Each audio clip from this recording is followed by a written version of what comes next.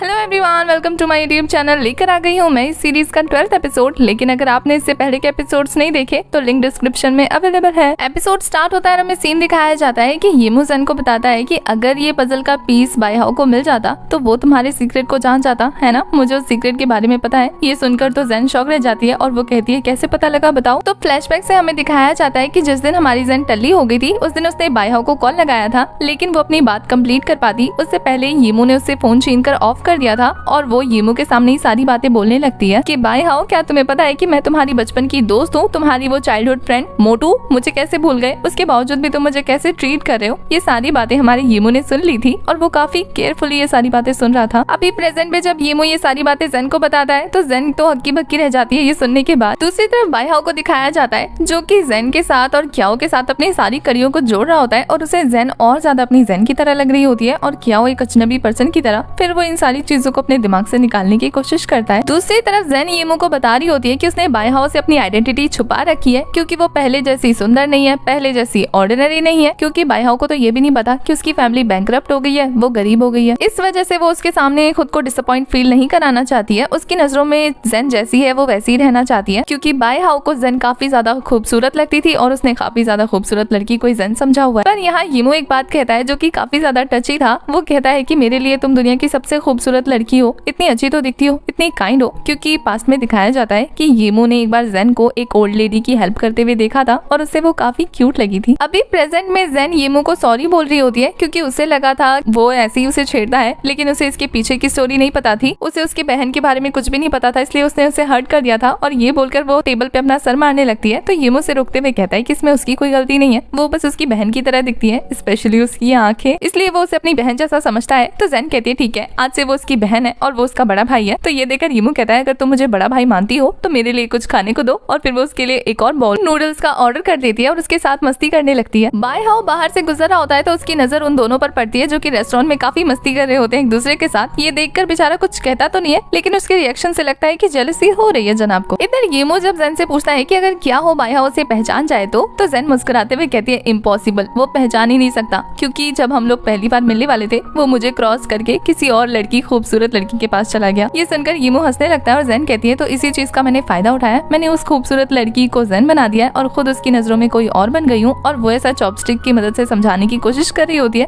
लेकिन येमू को तो कुछ समझ ही नहीं आता। तो येमू समझ जाता है, वो कहता है तो अच्छा, तो तुम बाईहाओ की वजह से लॉजिस्टिक डिपार्टमेंट में वापस जाना चाहती थी। ज़ेन कहती है कि हाँ, एक रीजन वो भी था और दूसरा रीजन ये कि मैं खुद लॉजिस्टिक डिपार्टमेंट में काम करना चाहती थी, एडिटिंग डिपार्टमेंट में नहीं। मुझे मेरा आई कार्ड बहुत ज्यादा प्यारा है, मुझे कितनी मुश्किल से तो जॉब मिली है, मुझे बहुत प्यार है अपने जॉब से। और ये बोलकर वो अपने आई कार्ड को चूमने लगती है। येमू जब उसे ऐसे देखता है तो वो कहता है कि तुम इतनी बेवकूफ कैसे हो सकती हो, तुम्हारी लाइफ में कोई एम्बिशन नहीं है, तुम ऐसी छोटी छोटी चीजों पे कैसे खुश हो सकती हो। इस बात पे फिर से दोनों की मस्ती स्टार्ट हो जाती है। दूसरी तरफ हमें क्याओ को दिखाया जाता है जो कि जिम जाकर बाईहाओ को ढूंढने लगती है। उसे वहाँ बाईहाओ नहीं मिलता है तो वो उसे टेक्स्ट करके बुलाने लगती है। बाईहाओ जो कि अपने घर पहुंचा ही होता है, जैसे उसे क्याओ का मैसेज दिखता है वो जिम जाने के लिए तैयार हो जाता है। दूसरी तरफ ज़ेन और येमू को दिखाया जाता है वो दोनों रेस्टोरेंट से बाहर जाकर घर जाने की तैयारी कर रहे होते हैं। येमू ज़ेन को छोड़ने की बात करता है, लेकिन ज़ेन कहती है कि उसे क्याओ को लेने जाना है, तो वो समझ जाता है कि वो फेक ज़ेन की बात कर रही है। यहाँ ज़ेन येमू से प्रॉमिस ले लेती है कि वो इस बारे में किसी को नहीं बताएगा, ये उन दोनों के बीच का सीक्रेट है। वो भी मान जाता है। इधर क्याओ को दिखाया जाता है जो काफी देर से एक्सरसाइज कर रही होती है। उसके पास ज़ेन का कॉल आता है। जब वो कॉल पिक करती है तो उसे पता लगता है कि ज़ेन उसे लेने के लिए होटल में आई है। तो वो ज़ेन से छुपने लगती है क्योंकि वो जस्ट उसके जिम के सामने खड़ी थी। वो छुपने की कोशिश करते हुए एक लड़के के पीछे आ जाती है। क्याओ ज़ेन से छुपाना चाहती थी कि वो इस टाइम पे जिम में आई है बाईहाओ के साथ, और जैसे वो वहाँ से बाहर जाने लगती है ना, उसे बाईहाओ दिख जाता है। फिर वो बाईहाओ से छुपकर वहाँ से जाने लगती है। बाईहाओ को ऐसा फील होता है कि कोई उससे छुप रहा है। जब वो देखने आता है तो उसे वहाँ क्याओ नहीं दिखती। क्याओ तो बकेट में छुपकर वहाँ से निकल चुकी थी। तभी उसके पास बाईहाओ का कॉल आता है। जब वो कॉल पिक करती है तो बाईहाओ से पूछता है कि वो इतनी जल्दी कहाँ चली गई। तो क्याओ से झूठ बोल देती है कि होटल में काम आ गया था, इस वजह से उसे अर्जेंटली वहाँ से जाना पड़ गया। क्याओ इधर तैयार होकर ज़ेन के पास आती है। ज़ेन इधर अपनी बहन से बात कर रही होती है जो कि उसे कॉन्सर्ट के लिए पैसे मांग रही होती है। वो अपनी धुन में खोई होती है तो क्याओ आकर उसे डरा देती है। वैसे क्याओ को बुरा तो काफी लग रहा था क्योंकि उसे बाईहाओ को छोड़कर आना पड़ा था। क्याओ थोड़ा सा ज़ेन पर नाराज होती है कि कम से कम आने से पहले मुझे बता तो देती मैडम, मैं अपना सामान तैयार करके रख लेती, तुम्हें वेट नहीं करना पड़ता। और फिर वो ज़ेन को लेकर रेस्टोरेंट जाती है खाना खाने के लिए। वहाँ वो बहुत सारा ऑयली फूड मंगा लेती है जिसको देखकर ज़ेन कहती है कि मैं तो ऑलरेडी खा चुकी हूँ, लेकिन तुम इतना ऑयली फूड क्यों खा रही हो, इसके बाद तो तुम्हें एक्सरसाइज करनी पड़ेगी। तो क्याओ कहती है यही तो मैं चाहती हूँ। उसके बाद ज़ेन क्याओ को कहती है कि मुझे ना आज एक बाईहाओ का सीक्रेट पता लगा है। ये देखकर क्याओ उससे पूछती है कौन सा सीक्रेट। तो ज़ेन उसे बताती है मुझे पता लगा है ना कि 1 महीने में हमारा ऑफिस बंद होने वाला है। जिसे सुनकर क्याओ भी परेशान परेशान हो जाती है और वो कहती है इसका मतलब तुम्हारी जॉब चली जाएगी। वो कहती है हाँ। बायहाओ भी चला जाएगा। वो कहती है हाँ, ऑफिस बंद हो जाएगा।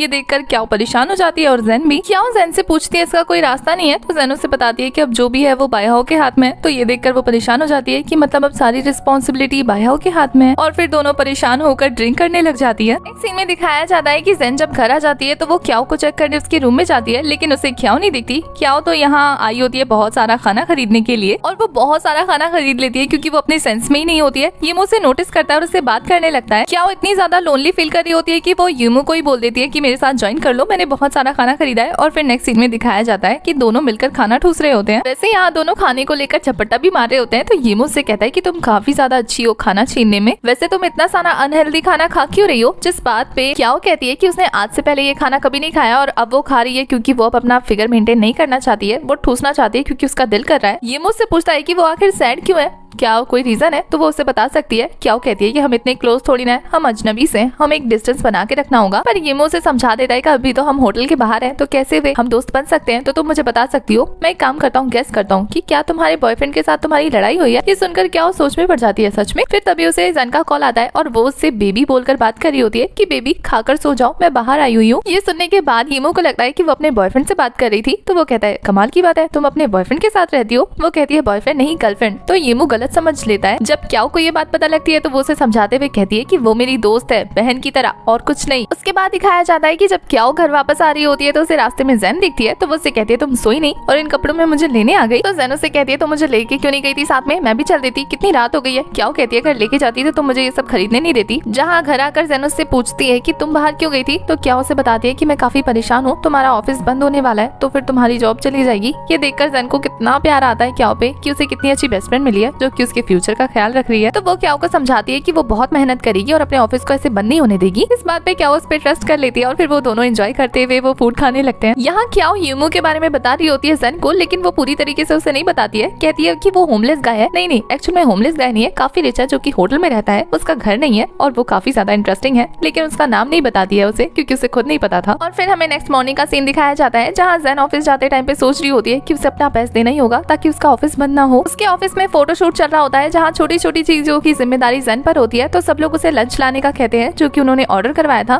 जेन लंच लेने चली जाती है। जब वो लंच लेकर वापस आ रही होती है तो उसे रास्ते में एक ओल्ड आंटी मिलती है जो कि अपना रास्ता भटक गई थी। तो जेन उनकी हेल्प करने लगती है उनके बेटे को ढूंढने में। वो एड्रेस चेक करती है, उसके लिए टैक्सी बुक करती है, उसे टैक्सी में बिठाकर वहाँ से भेजने वाली होती है, लेकिन इसी चक्कर में उसका सारा खाना वेस्ट हो जाता है। ये देखकर वो काफी ज्यादा परेशान हो जाती है। वापस भाग के रेस्टोरेंट जाती है और वही खाना मांगने लगती है। स्टाफ उन्हें बताते हैं कि उसे 1 घंटा वेट करना पड़ेगा। तो ये देखकर वो उनके लिए ब्रेड खरीदने लगती है जल्दी जल्दी। ऑफिस पहुंचकर जब वो सिस्टर जोइंग को ब्रेड पकड़ाती है और कहती है कि खाना उससे गिर गया था, तो सिस्टर जोइंग उससे कुछ नहीं पूछती है क्योंकि उसे लगा था सच में कोई एक्सीडेंट हो गया होगा। लेकिन यहाँ बायहाओ को जब पता लगता है तो वो हमारी जेन पे काफी ज्यादा चिल्लाने लगता है कि तुमसे एक छोटा सा काम भी नहीं होता है, ये भी खराब कर दिया। जेन को बायहाओ की बातें काफी ज्यादा बुरी लगती है, लेकिन यहाँ सिस्टर जोइंग सारी सिचुएशन को संभालते हुए कहती है कि सबको भूख लगी है तो वो यही खा लेंगे। लेकिन बायहाओ नाराज होता है। काम खत्म होने के बाद जेन फिर से सिस्टर जोइंग से सॉरी बोलती है कि उसकी वजह से सबको ब्रेड खाना पड़ा, लेकिन सिस्टर जोइंग उसे घर जाने के लिए कहती है और रिलैक्स करने के लिए कहती है। ये बातें मायने नहीं रखती। दूसरी तरफ हमें उस ओल्ड आंटी को दिखाया जाता है जो कि अपने बेटे के साथ जेन को ढूंढने आई होती है उसके ऑफिस में, क्योंकि उन्होंने उसके आई कार्ड पर इस ऑफिस का नाम देख लिया होता है। वो अपने साथ एक स्केच बना के लाई होती है जेन को ढूंढने के लिए और वो स्टाफ से पूछ रही होती है। बायहाओ की नजर उन पे पड़ती है तो वो बायहाओ से भी पूछने लगते हैं। बायहाओ स्केच देखते ही पहचान जाता है कि वो जेन के बारे में पूछ रही है। तभी वहाँ जेन आ जाती है और वो ओल्ड आंटी उनके पास जाकर उसे थैंक यू बोलने लगती है, उसके लिए काफी सारे गिफ्ट लाती है। ये देखकर बायहाओ भी थोड़ा सा कंफ्यूज होता है। उस ओल्ड आंटी के जाने के बाद जब सिस्टर जोइंग उससे पूछती है कि क्या तुम इस